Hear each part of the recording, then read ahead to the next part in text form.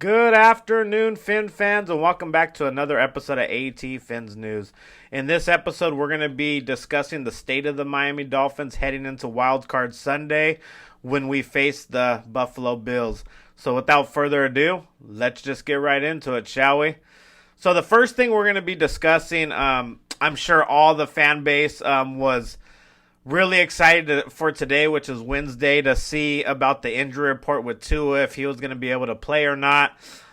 Because I've been kind of taking a back seat looking at like everyone on Twitter and social media reactions about the Miami Dolphins and how even in our fan base, people aren't giving us any type of chance to go into Buffalo and beat the Bills, which I guess is understandable, going in with a second or third string quarterback against one of the best teams in not only the AFC and the entire league. You got to give them the respect they deserve. Even though the two games that we played the Bills this year, they were both really close games. The one we won in Miami, we barely pulled out. If Josh Allen hits that out route by the end zone, they would have secured that victory. And when we played Bills just a few weeks ago in Buffalo in the snowing conditions, no one gave us a chance. Tua that was probably his best game later in the year. He went toe to toe with the Buffalo Bills and Josh Allen, and we came up a little bit short, but it was a highly competitive game. But this time going around, we get it. We do not have Tua Tagovailoa. It was just announced today. Mike McDaniel came out and said he will be out this Sunday. And a lot of fans, it comes to a surprise because a lot of fans thought for sure once they made the playoffs he would be in, ready to go. But unfortunately, he's going to be sitting this game out. So yes, a lot of Finn fans are not giving us any kind of chance in this game. A lot of Finn fans I see on social media are down and saying we shouldn't even have made the playoffs. And what I want to say to those fans is we haven't seen our Miami Dolphins in the playoffs in the last 25 years. We've seen them maybe 3 times. 20 years at for sure only 3 times.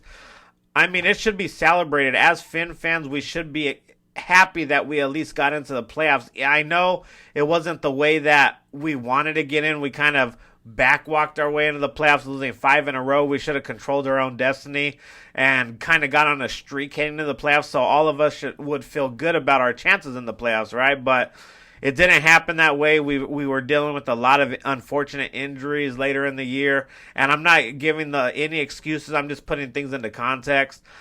Injuries do happen. I get it. It's next man up mentality, but throughout the entire season, we've been losing DBs after DBs after DBs, and it just got kind of tough on the defense, I know, but at the end of the day, man, this defense showed up against the Jets. I know the Jets' offense was starting Joe Flacco. I know that their offense is anemic, but you know what? Our defense still gave us a chance, held us in the game, didn't let Joe Flacco just throw all over us, and didn't even let him score a touchdown. So you got to commend the defense on that front. We're going to definitely need a strong, or if not stronger, performance against Buffalo in Buffalo this week. But, man, it's playoffs, baby. I mean, big-time players step up in big-time moments, and we're hoping for some of our big-time players on defense to step up and slow down Josh Allen to give our 7th-round pick a chance in this game, man. We have to have a good defensive performance this game. I mean, I know it's kind of hard to think we will with Josh Boyer. I know even on social media that's everyone's like scapegoat for the season. Like, oh, we have to get rid of Josh Boyer. We have to fire Josh Boyer. Look at his scheme. It's awful. I mean, I'm not saying you guys are wrong that are saying that. I know there's been some schemes that have infuriated me during the game where I don't understand when it's 3rd and 17. I don't know why we're just playing the sticks. We give up one missed tackle and they get a first down. We can't get them off the field. And that's happened continually throughout the year where we're in 3rd and long and we cannot get off the field. And that falls on Josh Boyer in the sense that his scheme, I mean, we'll do a 0 blitz, but we'll play everyone on soft coverage and back at the sticks, and it's easy for the quarterback just to hit his hot route and break 1 or 2 tackles, boom, first down for 17 yards when if you're going to do a zero blitz, I mean, even last year when we would do zero blitz, we would press up. It would be bump and run for the corners to give that pass rush, that zero blitz, half a second faster and get those sacks that we're not getting this year.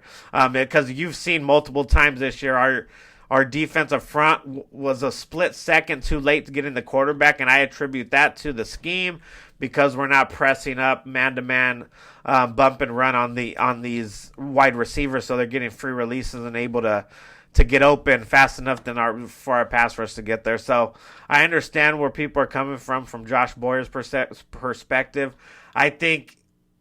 I mean, unless it's a miracle and we go on the serious playoff run and Josh Boyer's probably gone, most likely. Reports are out there that Mike McDaniel kind of wants to bring his own guy in with his own. They have the similar philosophies. I don't think Mike McDaniel and Josh Boyer see eye to eye in the philosophies that they're running. Mike McDaniel he's like a big defensive line guy. Josh Boyer is more of like a DB guy. So I think Mike McDaniel, unless something dramatic happens, I think Mike McDaniel's going to want to get his own defensive coordinator here next year. That's even if Mike McDaniel keeps his job, guys, because I hear a lot of conflicting reports. Some people think there's no way Mike McDaniel's gone after this year because they made the playoffs. Other people say, I mean, there's coaches getting fired after one season all over the NFL now. I can see it both ways. I mean, we do have a talented roster, a way more talented roster than we've had the last couple years. And, I mean, we only got to 9-8. I mean, this year. The last 2 years under Brian Flores, we were 10-6 because that was before the 17-game season. And then we went to 9-8 last year. And this year we're 9-8. So we equaled the win total with the type of roster we have. And I know there's injuries. I get it, guys. But still, I mean, we had to at least get to 10, 11 wins with this roster, in my opinion, even with injuries. So, yes, it was kind of like the expectations weren't reached in my eyes for where I seen this football team before the season. I thought at least 11 wins with this roster. I thought we'd have bumps in the road because we did have a rookie head coach, and I get that.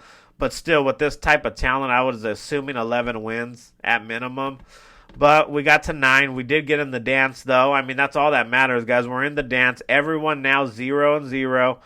I'm not saying everyone has the same chance of winning the Super Bowl, but, I mean, it's a new season. The regular season's over. It's the postseason. As Dolphin fans, we should be excited, like I'm saying.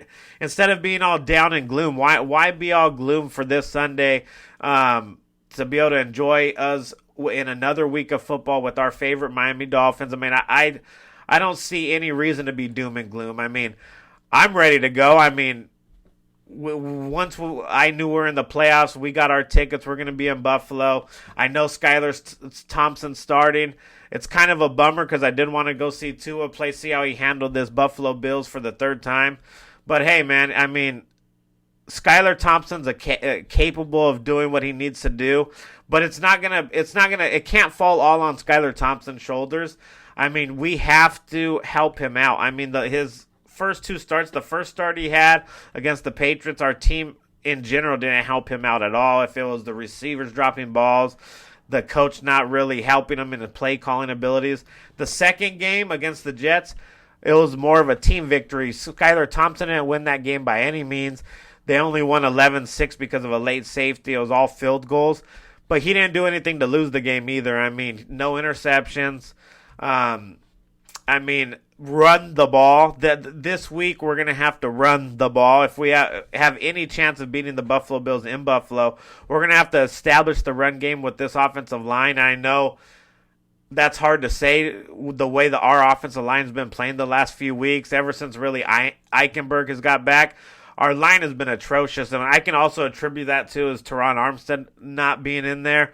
I mean, guys, if we're going to be honest, Teron Armstead is our second or third most important person on this team. It's going to probably either be Tua or Tyreek and then Armstead. Either one of those three are our MVPs of the season, in my opinion. And ever since Teron Armstead has not been in this lineup, you can tell our offensive line has just went to shit. So I would really hope, even though Tua's not starting, I would really like to see Teron Armstead on this line.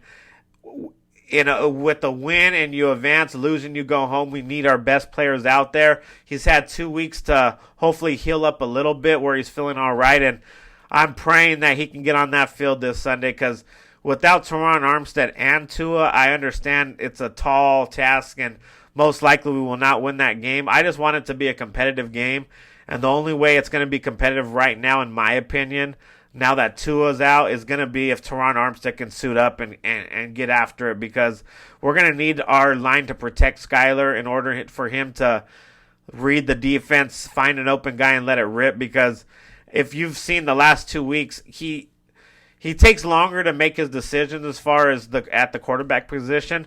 You see him out there patting the ball like one or two times before he throws it. He's not real decisive right now, and I mean that's expected for a 7th-round rookie. Usually 7th-round rookies do not even see action on their rookie year. I mean it's kind of an anomaly right now that going into the playoffs, there's actually going to be 2 7th-round rookies starting in playoff games, which is crazy with the 49ers and Brock Purdy, and then we got Skylar Thompson now starting for the Miami Dolphins. So that's kind of unheard of, unprecedented, but I mean, he's just going to have to stay within the game plan, not make any mistakes, mental or physical. Mike McDaniel's going to have to come up with an excellent game plan in this postseason in order to get by these Buffalo Bills. I expect Mike McDaniel's to come out with a heavy rushing attack. Hopefully it can get going early and often, kind of like we did a few weeks ago in Buffalo, to kind of keep them off balance and not if we are not able to run the ball against the Buffalo Bills, it's going to be an extremely long day because all they're going to do is they're going to put their linebackers in the middle of the field, and they're going to condense the middle of the field where we're not going to be able to get anyone open. That's kind of the bread and butter of this offense, and they're going to make Skylar Thompson beat them on their second and third reads because he's shown the ability to read defenses on occasions but not consistently. So I think that's what the Bills' game plan is going to be. So Mike McDaniel's going to have to counter that and just play smash-mouth football. I know that's not his bread and butter and his go-to. Mike McDaniel, he likes throwing the ball, but in this game, it doesn't matter if it's ugly wins or phenomenal wins or entertaining wins. It's all about just getting W's at this point, man. And I know Mike McDaniel knows about that even in last year's playoff run with the 49ers when they went into Lambeau and beat Green Bay. That was an ugly win. It was a defensive battle. Jimmy G only threw the ball probably 10 times, I believe, that game. They were just running. It was a low-scoring game. Their defense was fighting with Aaron Rodgers and the Packers. They got a late special teams block punt for a touchdown to win that game. I mean, it was an ugly win, but, hey, they moved on, right? So I'm hoping Mike McDaniel understands that he's been in the playoffs the last couple years. Or not in his career, he's been in the playoffs countless times, but for the last couple years he's been with the 49ers. They've made runs in the playoffs. Hopefully he can learn from that, even though he's a rookie coach, and win by any means necessary, guys. Let's keep this game competitive, but in the end, let's just get that W, man. And if we don't, as long as we keep this game competitive, we cannot go in like when we played the Steelers and get molly-whopped, or be even prior to that, the last time we're in when we won the division with Tom Brady when he tore his ACL years ago. And we played the Baltimore Ravens and just got absolutely manhandled in Miami.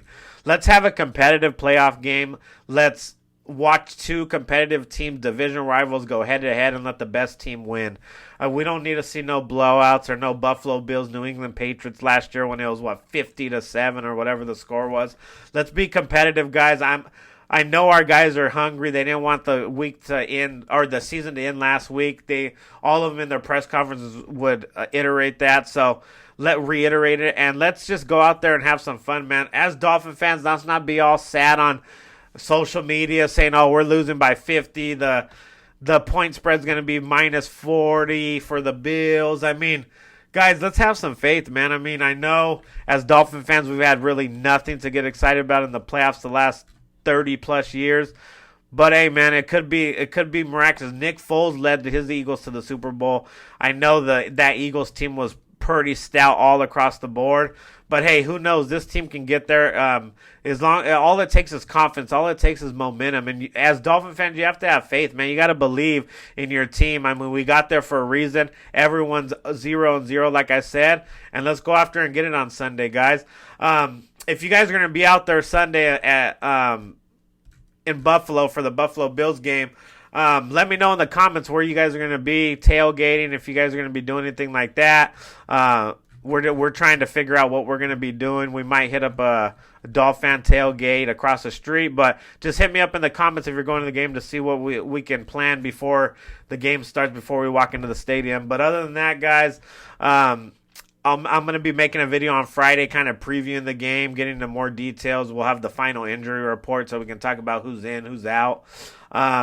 But other than that, guys, if you're new to the channel, if you can please hit that like button so it can be seen by more of the Dolphins community.